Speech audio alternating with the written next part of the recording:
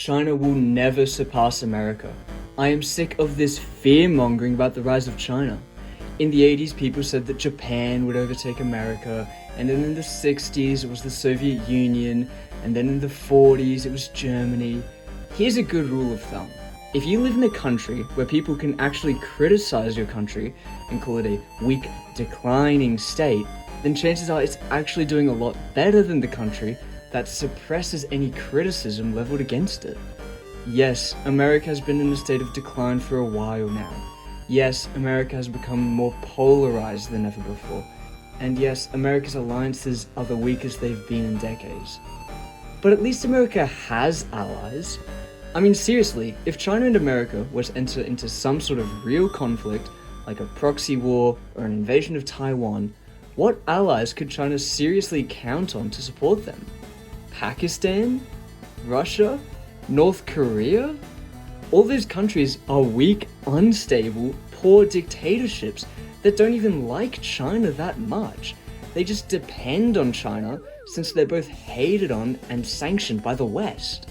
Meanwhile, even today, despite Trump's tariffs and jokes about Greenland, if China invaded Taiwan, America would immediately have total support in opposing or supplying Taiwan from the entire European Union, the entire Anglosphere, India, and most of East Asia. That's like half of the entire world economy that would all at the very least sanction China. And I know China's been building infrastructure across Eurasia, like the Belt and Road Initiative, to make China less reliant on America and its allies for trade. But China still needs the world economy far more than the world economy needs China. And speaking of an invasion of Taiwan, let's actually look at such a situation from a military perspective. First of all, the fact that America has been able to keep China from invading the island for the past, 70 years, despite it being 10 times closer to China than America, kind of tells you immediately which country is more powerful. Moreover, America spends way more on its military than China. That being said, China still has the second strongest military on the planet, and the Chinese government has always maintained that China will eventually reincorporate Taiwan, even if that means a military invasion. But also, when you think about it, doesn't China have every reason to say they'll invade Taiwan, even if they don't mean it? First of all, by getting ahead of the narrative and making their desires public, they're able to give their justification for wanting to invade Taiwan before they take aggressive action towards Taiwan, like a blockade. But more importantly, if you try to negotiate with someone, say America and her allies, you have all the incentive in the world to begin those negotiations with a big, lofty demand like the annexation of Taiwan. I don't know what China's actual plans are for Taiwan. Maybe the CCP hasn't even committed to a plan and is just waiting to see what Trump does for the rest of his term. But considering the huge risks associated with invading a country, as demonstrated by Russia's disastrous invasion of Ukraine, China would be better off leveraging the threat of an invasion in exchange for some other compensation. Maybe that means America withdrawing from the Middle East or backing China's territorial claims in the South China Sea. Regardless of whatever it is, it's still better than nothing.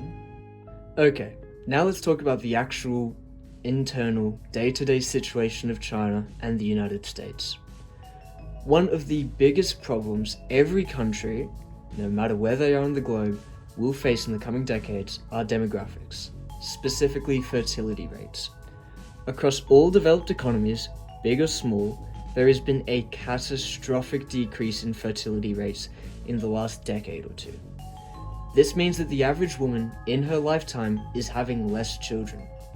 In order for a country to maintain its current population, the average woman has to have 2 children, and that's assuming that every child makes it to adulthood. The actual number needed to maintain the population is probably higher. Currently, in South Korea, the fertility rate is 0.75. That means the population is set to half in the coming decades. In the United States, it's 1.62. In response to that, America has, over the past decade, rapidly increased the number of immigrants it takes in each year, because almost all of those immigrants are young people looking to have a family and work a job to support that family. And while immigration is a divisive issue in the States and in many other Western countries, it is still better than doing nothing, and America's population is still growing. In China, the fertility rate is 1.02.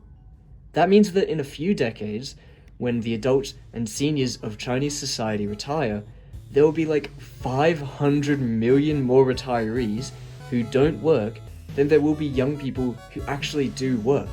That doesn't cause economic downturns or recessions, that will cause a total economic collapse and humanitarian disaster. And do you know how many immigrants China's been taking in? Less than zero. Let me repeat that. Less than zero. Each year, more people leave than come in. It's estimated that China's migrant population is less than 1 million.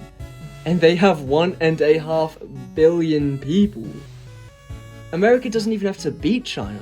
They just have to stall China for like 10 years, because by then China's going to be a failed state. But let's ignore all of that. Let's assume that tomorrow morning Xi Jinping gives the most wonderful, beautiful speech to the Chinese Communist Party, convincing them all to change their ways, to let in some immigrants to stave off a population collapse, and fix all the other issues plaguing Chinese society. And then he gets even luckier and somehow manages to convince Trump to give him the green light to invade Taiwan. And then he gets even luckier and succeeds in the invasion without significant casualties or prolonged guerrilla warfare or total diplomatic isolation, all of which happened to Russia when they invaded Ukraine. After all that, what will China have achieved? Dominance in its region of the world? Stable demographics? Those are all things America already has. There's a reason America only fights wars on the other side of the planet. It already has total security in North America. So yeah, short of a miracle, China will never surpass the United States.